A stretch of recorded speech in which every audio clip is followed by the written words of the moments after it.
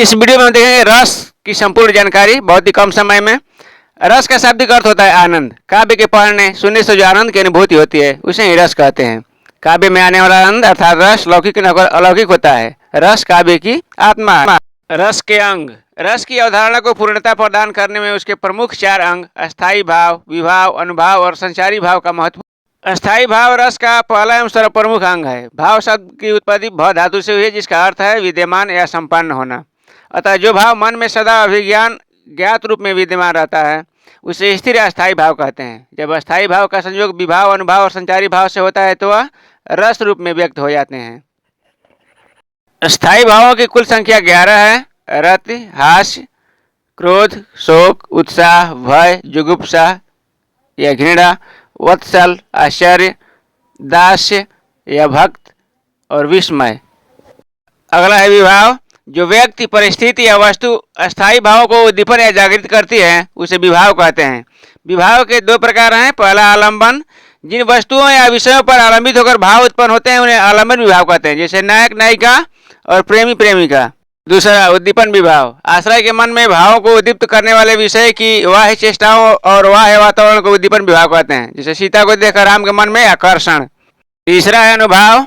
आलंबन और उद्दीपन के कारण जो कार्य होता है उसे अनुभाव कहते हैं। शास्त्र के अनुसार आश्रय के मनोगत भावों को व्यक्त करने वाली चेष्टाएं अनुभाव कहलाती हैं। अनुभाव रस योजना का तीसरा महत्वपूर्ण अंग है। चौथा संचारी भाव। वे भाव जिनका कोई स्थायी कार्य नहीं होता संचारी भाव कहलाते हैं। यह भाव तत्काल बनते और मिटते हैं। संचारी भाव रस का अंतिम महत्वपूर्ण अंग है। रस के मुख्यतः 10 प्रकार हैं, परंतु हमारे आचार्यों द्वारा एक और रस भी स्वीकृत किया गया है जिसे हम भक्ति रस कहते हैं। इसको मिलाकर अब रसों की संख्या कुल 11 हो गई है। अब देखते हैं रसों के प्रकार एवं उनका स्थायी भाव। पहला श्रृंगार रस, जिसका स्थायी भाव है रति। दूसरा हास्य रस, जिसका अस्थायी भाव हास। तीसरा करुण रस, अस्थायी भाव शोक। चौथा रौद्र रस, इसका अस्थायी भाव क्रोध। और 5वां है वीर रस, जिसका अस्थायी भाव है उत्साह। छठा है भयानक रस, इसका स्थायी भाव भय। 7वां विभत्स रस, इसका स्थायी भाव घृणा या जुगुप्सा।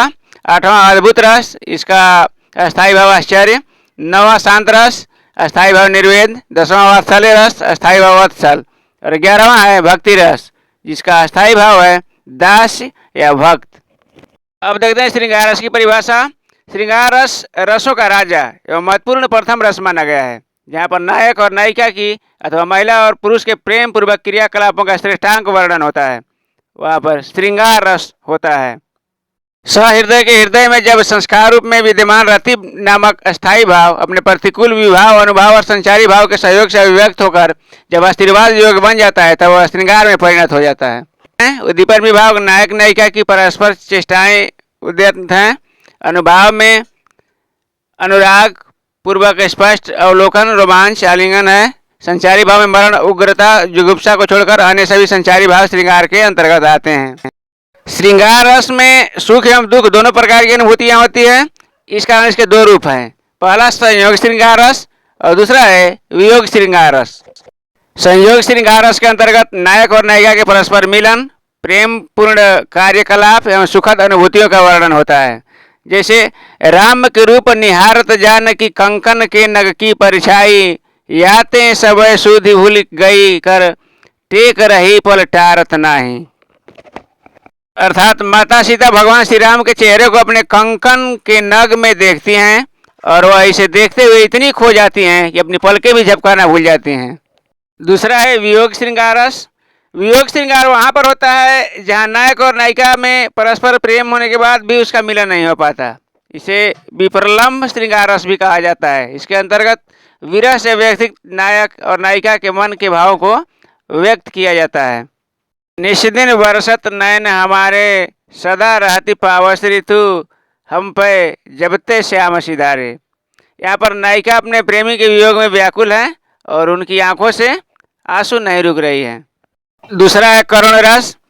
करुणा से हमदर्दी, प्रेम और आत्मीयता उत्पन्न होती है, जिसे व्यक्ति परोपकार की ओर उन्मुख होता है। वस्तु की हानि, लाभ, प्रिय का चिर वियोग आदि से जहाँ शोक भाव की परिपुष्टि होती है वहाँ करुण रस होता है। करुण रस का स्थायी भाव शोक है। करुण रस के उदाहरण देखते हैं। मुख मुखाहि लोचन स्त्रवही, शोक न हृदय समाई, मनहु करुण रस कट कई उतरी अवध बजाई। दूसरा है शोक विकल एवं रो हिरानी रूपशील बल तेज बखानी। तीसरा है वीर रस, सहृदय के हृदय में विद्यमान उत्साह नामक अस्थायी भाव जब अपने अनुरूप विभाव अनुभाव और संचारी भावों के सहयोग से व्यक्त होकर आस्वाद का रूप धारण कर लेता है तब उसे वीर रस कहा जाता है। वीर रस का अस्थायी भाव उत्साह है। वीर रस में मैं सत्य कहता हूँ सखे सुकुमार मत जानो मुझे, यमराज से भी युद्ध में प्रस्तुत सदा जानो मुझे। वीर रस के उदाहरण, वीर तुम बढ़े चलो धीर तुम बढ़े चलो, सामने पहाड़ हो किसी की दहाड़ हो, तुम कभी रुको नहीं तुम कभी झुको नहीं। अर्थात वीर तुम बढ़ते चलो, चाहे तुम्हारे सामने पहाड़ आ जाए या सिंह की दहाड़ सुनाई दे तभी मत रुको और निरंतर बढ़ते चलो। चौथा है हास्य रस, इसमें विकृत वेशभूषा रहन सहन क्रियाकलाप या हमारी देखकर या सुनकर मन में जो उल्लास प्रकट होता है उसे ही हास्य रस कहते हैं। हास्य रस का अस्थायी भाव हंसी है। आचार्यों के मतानुसार हास्य नामक अस्थायी भाव अपने अनुकूल विभाव अनुभाव और संचारी भाव के सहयोग से अव्यक्त होकर जब आस्वाद का रूप धारण कर लेता है तब उसे हास्य रस कहा जाता है। हास्य रस के दो प्रकार हैं। पहला है आत्मस्थ हास्य रस, जहाँ पर केवल देखने मात्र से हास्य उत्पन्न होता है उसे आत्मस्थ हास्य रस कहते हैं। और दूसरा है परस्य हास्य रस, जहाँ पर दूसरों को देखते हुए हंसने से हास्य प्रकट होता है उसे परस्य हास्य रस कहते हैं। इसके अनुभव है आंखों का मिचना, हंसते हंसते पेट पर बल पड़ जाना, मुस्कुराहट, आंखों में पानी आना, हंसी और ताली पीटना।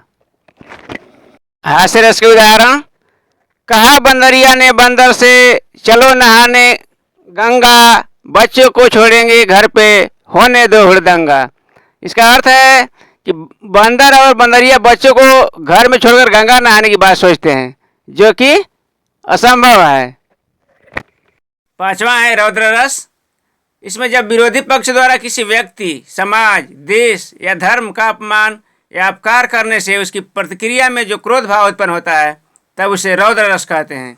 रौद्र रस का अस्थायी भाव क्रोध है। जहाँ विरोध अपमान या अपकार के कारण प्रतिशोध की भावना से क्रोध उपजती है वहीं रौद्र रस साकार होता है। अतः अपराधी व्यक्ति विपक्षी दुराचारी या शत्रु रौद्र का आलम्बन है।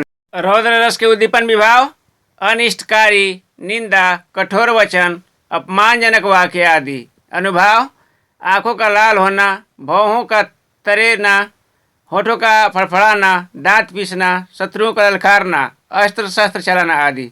संचारी भाव में मोह, उग्रता, भावेश, स्मृति, चपलता, अति उत्सुकता, अमर्ष आदि हैं। उदाहरण में श्री कृष्ण के सून वचन अर्जुन क्षोभ से जलने लगे, लवशील अपना भूल कर करतल जुगल मलने लगे, संसार देखें अब समारे शत्रु रण में मृत पड़े, करते हुए यह घोषणा वह हो गए उठ खड़े। छठा है भयानक रस, जहाँ भयानक वस्तुओं को देखकर या भय उत्पन्न करने वाले घटनाओं को देखकर या सुनकर मन में जो भाव उत्पन्न होता है उसे भयानक रस कहते हैं। भयानक रस का अस्थायी भाव भय है। भयानक रस के आलम्बन है भयावह या जंगली जानवर अथवा बलवान शत्रु।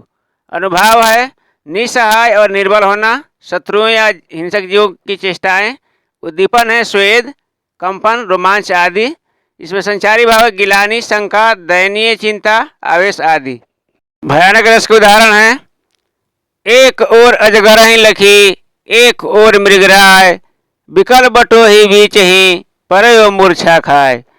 एक तरफ अजगर है और दूसरे तरफ शेर है और बीच में ही जो पथिक है राही है मूर्छित हुए जा रहा है। दूसरा है उधर गरजती सिंधु लहरिया, कुटिल काल के जालों सी, चली आ रही फेन उंगलियां फन फैलाए ब्यालों सी। सातवां है विभत्स रस, जिस वस्तु को देखकर सुनकर या पढ़कर मन में जुगुप्सा या घृणा उत्पन्न होती है वहाँ पर विभत्स रस होता है। इसका अस्थायी भाव जुगुप्सा या घृणा है। विभत्स घृणा के भाव को प्रकट करने वाला रस है। जब घृणा या जुगुप्सा का भाव अपने अनुरूप आलंबन, उद्दीपन एवं संचारी भाव के सहयोग से आस्वाद का रूप धारण कर लेता है तो इसे विभत्स रस कहा जाता है। विभत्स रस के आलंबन है घृणास्पद व्यक्ति या वस्तुएं। उद्दीपन विभाव घृणित चेष्टाएं एवं ऐसी वस्तुओं की स्मृति। अनुभाव है मुंह फेरना, झुकना, आंखें मूंद लेना। इसके संचारी भाव है मोह, अपस्मार, व्याधि, अवेद, मरण, मूर्छा इत्यादि। इसके उदाहरण हैं सिर पर बैठो काग, आंख दो खात निकारत, खींचत जिभई सियार, अति ही आनंद उर्धारत। इसमें सौ को बाज और सियार द्वारा खाते हुए घृणित विषय को बताया गया है। 8वां है अद्भुत रस, जहाँ पर किसी अलौकिक क्रियाकलाप या आश्चर्यचकित कर देने वाली वस्तुओं को देखकर या उनसे संबंधित घटनाओं को देखकर मन में जो भाव उत्पन्न होते हैं उसे अद्भुत रस कहते हैं। अद्भुत रस के आलंबन है अलौकिक या विचित्र वस्तु या व्यक्ति। उद्दीपन विभाव है आलंबन की अद्भुत विशेषताएं और उसका श्रवण। अनुभाव है स्तंभ स्वेद, आश्चर्यजनक भाव, रोमांच। संचारी भाव है वितर्क, हर्ष, आवेश, स्मृति, मति एवं त्रासदी। इसके उदाहरण हैं बिनु पद चलय सुनय बिनु काना, कर बिनु कर्म करय विधि नाना। इस उदाहरण में बिना पैर के चलना, बिना कान के सुनना जैसे आश्चर्यजनक घटनाओं के बारे में बताया जाता है, जिसे जानकर सबको हैरानी होगी। आखिर कोई बिना पैर के कैसे चलेगा और बिना कान के कैसे सुन पाएगा। वह है शांत रस, वह काव्य रचना जिसे पढ़ने सुनने से श्रोता के मन में निर्वेद या वैराग्य नामक अस्थायी भाव उत्पन्न होता है, उसे शांत रस कहते हैं। इसका अस्थायी भाव निर्वेद या वैराग्य है। शांत रस में आलंबन है संसार की क्षणभंगुरता, कालचक्र की प्रबलता, और अनुभाव है संसार के प्रति मन न लगना, उच्चाटन का भाव या चेष्टाएं। संचारी भाव है धृति, मति, विबोध, चिंता। के उदाहरण हैं माटी कहे कुम्हार से, तू क्या रौंदे मोय, एक दिन ऐसा आएगा मैं रौंदूंगी तोय। दूसरा है मनरे तन कागज का पुतला, लगे बूद बिनसी जाए झण में, गर्व क्यों करे इतना। 10वां है वात्सल्य रस, माता पिता एवं संतान के प्रेम भाव को प्रकट करने वाला रस वात्सल्य रस है। हिंदी कवियों में सूरदास ने वात्सल्य रस को पूर्ण प्रतिष्ठा दी है। तुलसीदास की विभिन्न कृतियों के बालकांड में वात्सल्य रस का उपयोग है। वात्सल्य रस का अस्थायी भाव वत्सल या स्नेह है। वात्सल्य रस में आलंबन है माता पिता एवं संतान। उद्दीपन है माता पिता संतान के मध्य क्रियाकलाप। अनुभाव है आश्रय की चेष्टाएं, प्रसन्नता का भाव, और संचारी भाव है गर्व और हर्ष। वात्सल्य रस के उदाहरण है मैया मोरी दाऊ ने बहुत खिजायो, मोसो कहत मोल की लीनो, तू जसमती कब जायो। दूसरा है किलकत कान घुटरुअन आवत, मणिमय कनक नंद के आंगन, बिंब फकरिवे घावत। और 11वां है भक्ति रस।